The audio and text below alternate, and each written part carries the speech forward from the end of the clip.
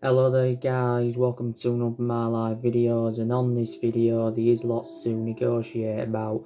So can Manchester United get back to dominating football again? Now, and also, do you think, we can get our 21st title under the Ole Gunnar Solsjaker era? Because as it stands at the moment, we have won 20 titles, 13 of them Premier League titles, so we are the most successful team in England. But of course, we haven't won the Premier League since 2013, which is like 7 years ago now. So the last time we won it was in Alex Ferguson's last season. But, we haven't, dominated football, since the Alex Ferguson era.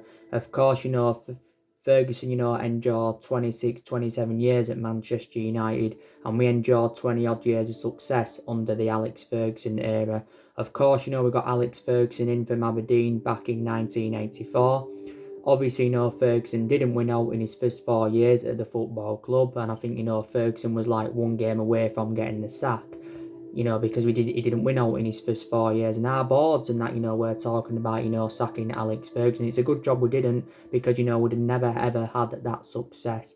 But look what Ferguson, went and accomplished after he didn't win out in his first 4 years at the football club. Obviously, we won the vast majority of our silverware under Alex Ferguson and that. And also too, Ferguson did develop a lot of young players.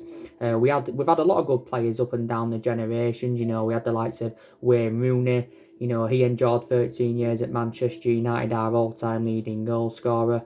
We had the likes of Cristiano Ronaldo. He endured 6 great years at Manchester United. Probably the best player we've had in the Premier League era. Of course, we had Carlos Tevez.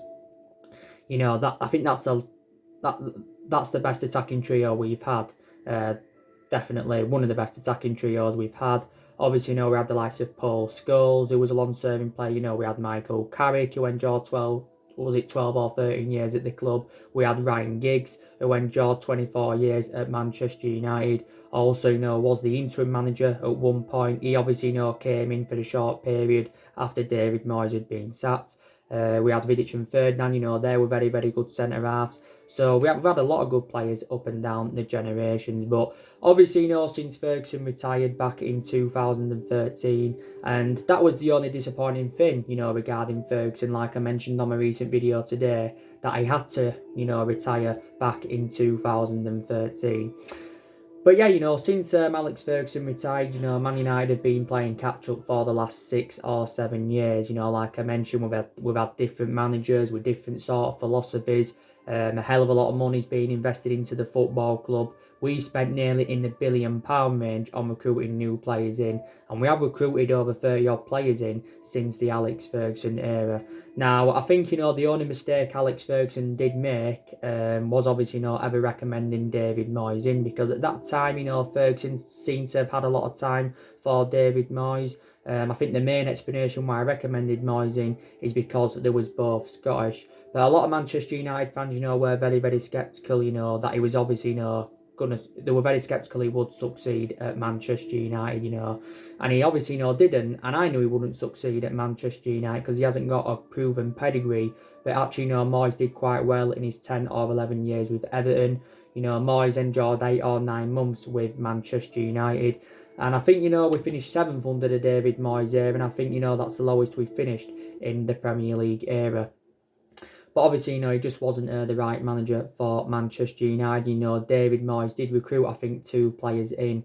Obviously, recommended Juan Mata in. Also, 2 recommended Marian Fellaini in. Juan Mata is still here now, but Fellaini is no longer at the football club because he left back in January 2019. So obviously, we did get rid of David Moyes. Then obviously, Louis van Gaal got recommended in. Now, obviously, Louis van Gaal endured 2 years at Manchester United. We did win some silverware under Van Gaal. We won the FA Cup, and put into the equation, Louis Van Gaal did recommend a lot of players in. Obviously, and spent £200 million at the football club. And also, I want to put into the equation as well, Louis Van Gaal did get rid of a lot of players that we had under the Alex Ferguson era. I think Van Gaal got rid of like 20 odd players. But Van Gaal brought players like Daley Blinden.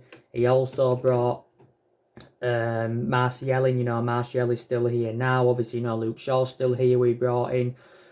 Obviously, he brought Di Maria in. He brought Falcao in. Falcao, Schneiderlin, Sebastian Schweinsteiger. So Louis van Gaal, did recruit a hell of a lot of players in. But obviously, we thought, Louis van Gaal would have succeeded at the club, reflecting on, what he did at Bayern Munich before he came to Manchester United. So yeah, didn't work out under the Louis van Gaal era. Then obviously after Van Gaal went, we got Jose Mourinho in, and Jose Mourinho endured 2.5 years at Manchester United. Endured 2.5 years at Manchester United. Obviously, did win 2 trophies in his first season at the football club. Won the Europa League and the League Cup. But the main explanation is why it didn't work out under Jose Mourinho is because he had bad disputes with the board, bad disputes with the top players as well. Didn't obviously, get on with Martial, Shaw. What are you doing?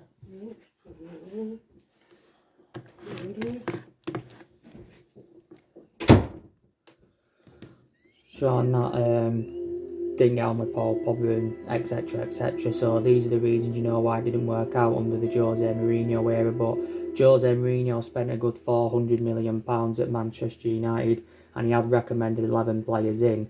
Now, Solsjaker, is inheriting the vast majority of Jose Mourinho's players, because the vast majority of these players are Jose Mourinho's and that. So Solsjaker, is our 4th permanent manager since the Alex Ferguson era. So, like I said to you before, I think, if we can recruit the right calibre players in when the transfer window reopens, I think, we can challenge for the title next season. I'm not saying, we're going to win the title, but I think, we can definitely, challenge for the title. And I think maybe within the next 2 to 3 years, Manchester United, can, win the Premier League title. Obviously, at the moment, you've got City that strides ahead of us. Liverpool are strides ahead of us. I think, we're looking to make around 4 signings when the transfer window does reopen, because Solskjaer believes that we need around 4 signings to become title contenders next season. And Solskjaer, has identified the areas, where he thinks Manchester United need to strengthen up. He agreed, this last year, like I mentioned with Mike Phelan. Obviously, we do need a centre forward. Solskjaer's also in search for a right winger, and he's also in search for a midfielder. I think, there's been reports emerging out saying that he's in search for the centre half, but, I don't think Manchester United will get a centre half when the transfer market does reopen. But, Solskjaer's got a lot of confidence, going into the transfer market. Like I mentioned yesterday night, I think we have really, really improved in the transfer market under the Ole Gunnar Solskjaer era. Obviously, so far Solskjaer's endured 3 transfer windows at Manchester United, and he has spent £220 million on 5 players. And I've got to say, they've done really, really well, the signings that he has brought in. Also, taking into account, Solskjaer has got rid of a lot of the deadwood. I think he's got rid of around 9 players, since he got recommended into the football club. Obviously, we saw Ashley Young leave this year after he endured 8.5 years at Manchester United. He went to Milan. We saw Marcus Rojo go out on loan to Estudiantes.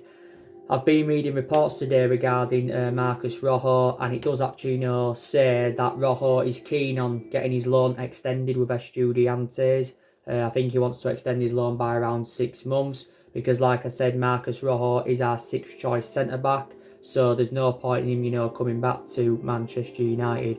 I think we just basically, need to negotiate on getting rid of him on a permanent transfer. Also, too, we saw Chris Smalling go out on loan to Roma last summer. I think we'll negotiate on getting rid of him on a permanent transfer. We saw Darmian leave the football club last summer. He was service to requirements at Manchester United. We saw Ander Herrera leave last summer after he endured 5 years at the football club.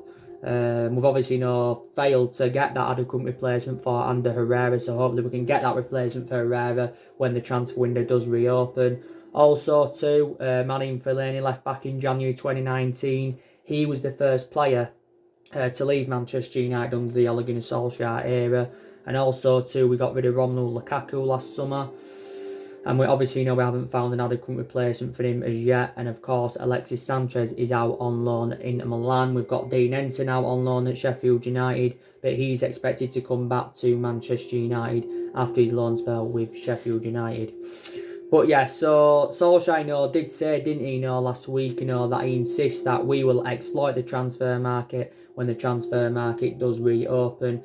Because obviously, due to this coronavirus pandemic, obviously, a lot of teams are under financial pressure across the world. So that means, quite a lot of teams across the world will have to sell some of their players, to generate money, in that. So hopefully, we can get the right calibre players to Manchester United when the transfer market does reopen. But I think in total, we have got around 14 players on our agenda. Yeah, around 14 players on our agenda. But obviously, Ole Gunnar Solskjaer's revealed his transfer strategy. He actually, revealed it, I think, when he first came in, didn't he? He revealed his transfer strategy. Solskjaer still wants to continue the policy of recruiting young players to Manchester United like he did do last summer. And obviously, there's been a lot of British players on our agenda. Obviously, 3 of the 5 players that he did recruit in, obviously, are British. But like I said, Solskjaer does deserve more time at the football club. I'm still very sceptical that he is the long-term solution for Man United. And I'm actually sceptical, that we can win our 21st title under the Ole Gunnar Solskjaer era and that. But he does deserve more time. He's been here for 16 months at the moment. He's been here over the year. And it is a transition period. But it's been a transition period for a while with Man United. But Solskjaer revealed it at the beginning of the year. He's hopeful that we can get through this transition period. But obviously, Solskjaer will have many expectations to exceed if he is given another season at Manchester United. So going on into next season, we expect to enjoy a better season next season than what we've enjoyed this season. Because this season we've enjoyed our worst start ever to a Premier League season. So we've enjoyed our worst start to a Premier League season for around 30 years. But yeah, I think he will be here next season anyway, will Solskjaer. I think he deserves at least a couple more transfer windows and that. Because like I said, our recruitment policy has been very poor for several years. But under Solskjaer I just think we've been a bit more sensible with our recruitment. So that is a positive you can take, because we are known for overpaying for players in recent years. We are known for it. Obviously, £89 million for Paul Pogba, £75 million for Romelu Lukaku when we got him from Everton back in 2017. Also to £50 million for Fred, £40 million for Nemanja Matic. Obviously, we did overpay for Harry Maguire, because we paid £80 million for him. Not only that, let's put this into the equation. We've also got players on big contracts at the football club. We've got De Gea, that's the highest paid goalkeeper in the world and the highest paid at the club so far, because De Gea is on 375 grand a week. Pogba's on 300 grand a week on his current contract. Lingard's on just over 100 odd grand a week. You've got, Sanchez, at Man United on 400 grand a week, potentially rising up to £500,000 a week with the bonuses and the image rights. Who else? You've got Maguire on 200 odd grand a week, Rashford on 200 odd grand a week, Martial on 200 odd grand a week. So we have got players on big contracts at the football club and that. But like I mentioned, if we were to get rid of Pogba or even possibly De Gea, it would free up our wage bill completely. Let's also, put Alexis Sanchez into the equation as well, because I think we just basically need to get rid of Alexis Sanchez on a permanent transfer. But, Solskjaer knows that, he has got the backing of Ed Woodward, and he's also got the backing of the Glazers. Now, I give you the great news, didn't I, this morning? This is very, very good news, guys. That Ed Woodward is no longer involved in our recruitment process, and I think a hell of a lot of Manchester United fans will be satisfied on this news. I think it's actually the best piece of news I've heard since the Alex Ferguson era. Since Ferguson retired, it's the best piece of news I've heard. Obviously, Ed Woodward is reluctant to appoint a director of footballing. He is reluctant to appoint a director of footballing. The main explanation for this is because Alex Ferguson is behind our thinking. So basically, we're looking to order a preserve. See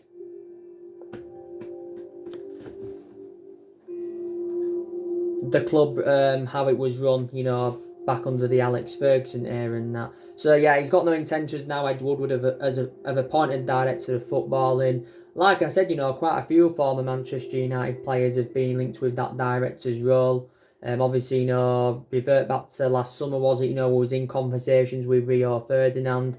We was also in conversations with Patrice Evra.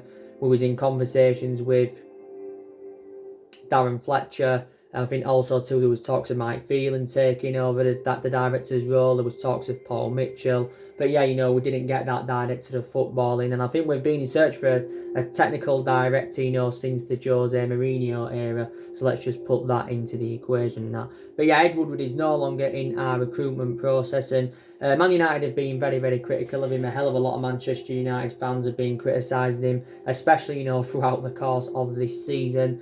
Ed Woodward has been at the football club since 2012, so now it's his 8th season, I think, at Manchester United, the 8th year he's been at the club as Ed Woodward.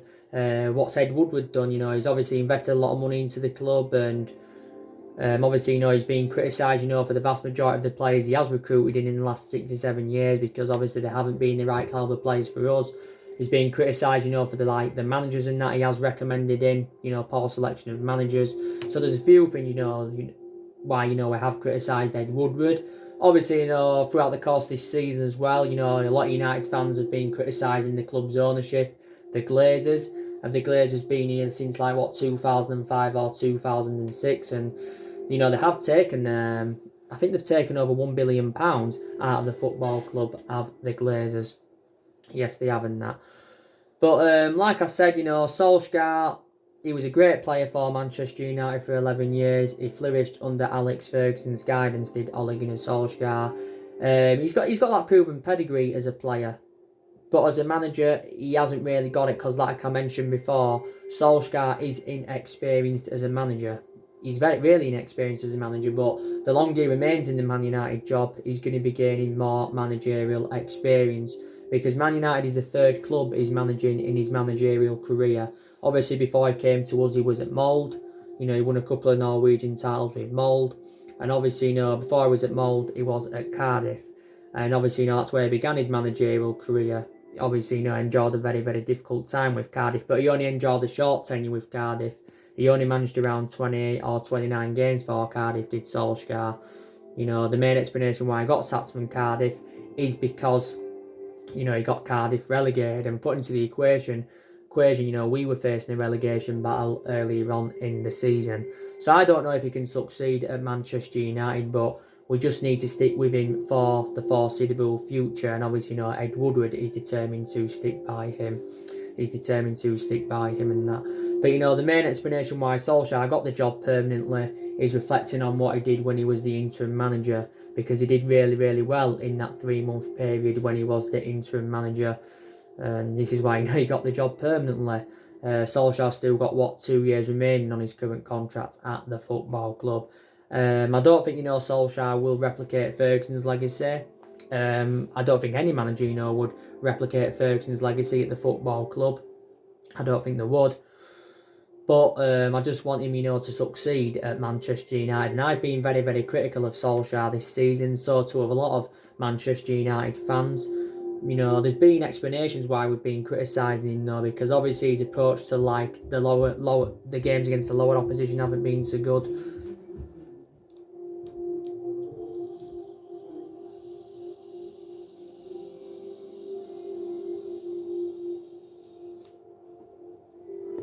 Lower opposition, haven't been so good. He hasn't really had a plan A, and he hasn't really had a plan B in that. So these are a few things, we have criticised him for. I've obviously, credited him, a lot recently, because, these positives, you can take, because obviously, before the football season got suspended, we was in a good run of form, and we are unbeaten in our last 11 games in all competitions. Best vein of form since Solskjaer was the interim manager, and I think he's promoted the youth very, very well. The young players have been given their opportunities this season, and I think, like I said on one of my videos before, I think there's quite a few players that do have a long-term future at Manchester United. I think, he's also, done well, to progress us to the FA Cup quarter-finals. and the last 8 of the Europa League, and they are 2 priorities for us because that's a chance of us getting some silverware on the board. We haven't won out yet in terms of silverware under Ole Gunnar Solsjaker and that, but hopefully we can get silverware on the board.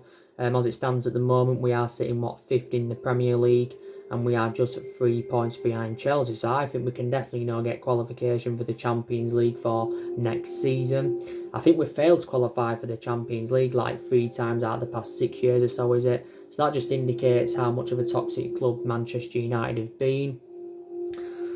And so these definitely positives you can take, and we've also enjoyed some very, very good results under Solskjaer, and we've had quite a few big wins under Solskjaer. 5-1 against Cardiff, which was Solskjaer's first game as Man United manager. 4-0 against Chelsea on the opening day of the Premier League season. 4-1 against Newcastle on Boxing Day, 6-0 against Tranmere in the Cup, 5-0 against Lask and Bruges. So we have enjoyed some decent results under the Ole Gunnar Solskjaer era. Yes, we have, and that we've enjoyed some very, very good results. But I think we've done very, very well against the big 6 sides, and I think his approach to the games against the big teams has been very, very good. Prime example, he showed a lot of tactical flexibility, which is obviously positive. He's been making the right decisions and that. But Solskjaer still knows when the football season does resume that he's still going to be under pressure to keep this good run of form up. But the football season is going to resume on the 6th of June, which is of course is it around 6 or 7 weeks away if I'm right. But the season will be played behind closed doors. But yeah, Solskjaer has changed quite a few things at the football club. Like I said, I think you can say the personnel's changed, his tactics have changed. He still doesn't know his best formation as yet, so that's something he does need to address. On a regular basis this season, he has been going with a 4-2-3-1 formation, but from my own perception, that doesn't really seem to suit our standards. I think, we look more expansive with the 3-5-2 formation. I think when he was the interim manager, I think he went a lot with a 4-3-3. I think, our style of play, his style of play looks pretty decent as well. Because, for the vast majority of this season, analysing it, we've seen to have thrived on the counter-attack. But things have changed under the Solskjaer era, to what I saw under the Jose Mourinho era. Obviously, there's a lot of players that look much better as well under Solskjaer, such as Rashford, Martial, Shaw, Fred. He's been given his opportunities under Solskjaer. But, obviously, on my recent videos as well, I've been keeping up to date of what's been going on, with the transfer news and that. Like I said, there's a lot of players on our agenda. Just want to give you some news now on Jack Grealish. So I've been reading recent reports about him, and it does say that Jack Grealish is close to finalising terms on a move to Manchester United. And I think Jack Grealish is our number 1 priority target, or one of our priority targets for when the transfer window does reopen. Now, I think, we know how much he's going to cost us. He's going to cost us at least 60 million. We may have to end up paying £70 million for the player. He did actually, say, though, due to the coronavirus crisis, we could end up getting Jack Grealish on, the cheap. We could get him on the cheap and that. And it's actually, said before, if Villa were to get relegated, wouldn't have to pay as much as £70 million for Jack Grealish. Obviously, last month it wasn't he? He had that incident, don't forget, with his £80,000 Range Rover. He had crashed his Range Rover, I think, into like 3 parts cars. And obviously, reflecting on the incident, Jack Grealish had publicly apologised for it, and I think he got fined like £150,000 because Jack Grealish had actually attended a party, so he broke lockdown rules because hours before the incident, Jack Grealish advised people to stay at home, due to the coronavirus pandemic. But I think Jack Grealish anyway has revealed that he does want to leave Aston Villa. Obviously, the likes of Tottenham have been in for him. Don't forget, back in the summer of 2018, Tottenham came very, very close to getting him. Also, too, Man City have expressed their interest. But I probably think, he will continue plying his trade in the Premier League, when he does leave Aston Villa. Grealish has remained loyal to Aston Villa for several years. He's been a Villa player since the age of 6. He's been in their senior squad since 2014. And since then, he's become an integral part of their team, and I've got to say, he has flourished under Dean Smith's guidance. Jack Grealish has got a contract with Aston Villa until 2023, and I don't think, there is a buyout clause inserted. He's only 24 years of age, and he's predominantly an attacking midfielder, but he can occasionally play Jack Grealish as a winger. But, he's our preference over James Maddison. And there's a couple of main explanations why he's our preference over James Maddison. Because he's a cheaper solution. Because, James Maddison would cost us around £100 million.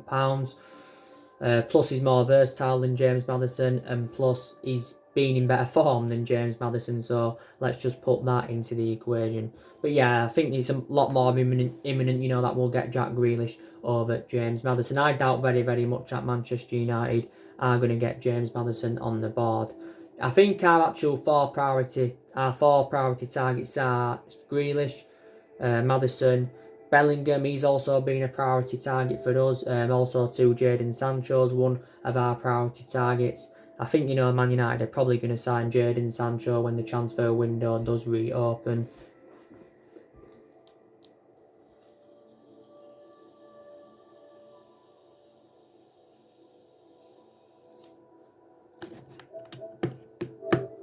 When the transfer window does reopen, he's going to cost us at least £100 million as the player.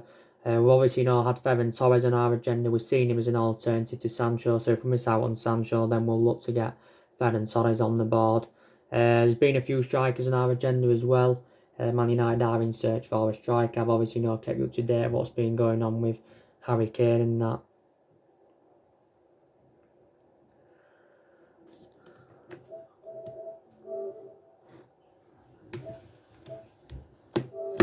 And I've been kept to date what's been going on with Harry Kane, etc, etc. So yeah, and that's really everything to update you. And another positive thing you can take is that, we have extended a lot of players' contracts since Ole Gunnar Solsjaker came into the football club. So that is another positive. And there's still quite a few long-serving players here. De Gea now's into his 9th season at the club. You've got obviously Martial now into his 5th season at Manchester United. You've got Rashford up until this point that's spent the entirety of his career with the club. You've obviously got Luke Shaw, that's into his 6th season now at Manchester United. You've got Juan Mata now, that's into his 6th season at the football club. So yeah, there's quite a few long-serving players still here, and we obviously we've had long-serving players before. Like I mentioned, Valencia left last summer. He enjoyed 10 years at Man United. Young enjoyed 8.5 years at the club. So yeah, these are quite a few. But hopefully, Solskjaer, can follow Ferguson's. He can follow Ferguson's method and, build the next great Manchester United team. So we will see what happens. I will talk with you a bit more about Paul Pogba on my next video that I do, because I think Paul Pogba is one of the players that's expected to leave Manchester United when the transfer window does reopen and that. So anyway, guys, drop your comments, likes below on the channel. If you do, consider subscribe as always, and take care. God bless, and I'll see you all again very, very soon.